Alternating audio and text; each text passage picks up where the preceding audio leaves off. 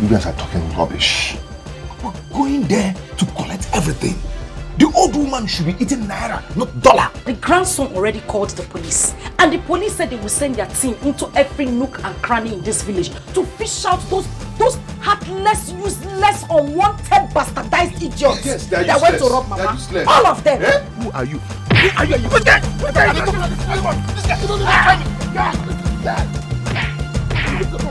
We have a new arrival in town now. From India. Hey!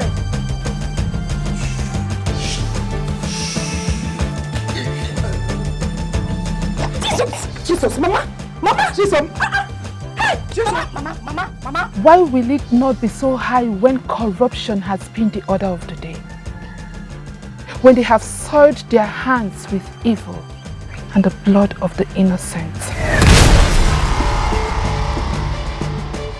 The only person I know that possesses foreign currency in this village is Mama. The same Mama that some boys went to her house to go and rob and collected her money. And now I'm seeing foreign currency in your own house.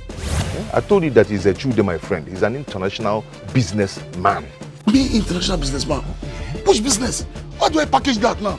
Eh? I don't have a car, I don't have anything. Why you? Come on, shut up, Mama. Will you keep quiet? Look at you now, you have the mouth to talk.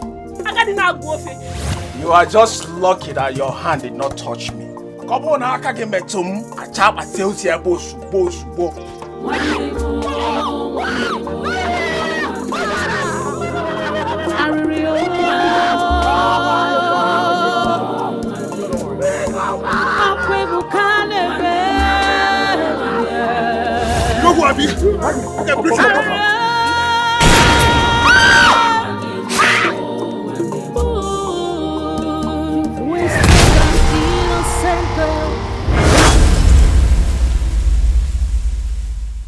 You know where you are? This is Nollywood Pictures TV.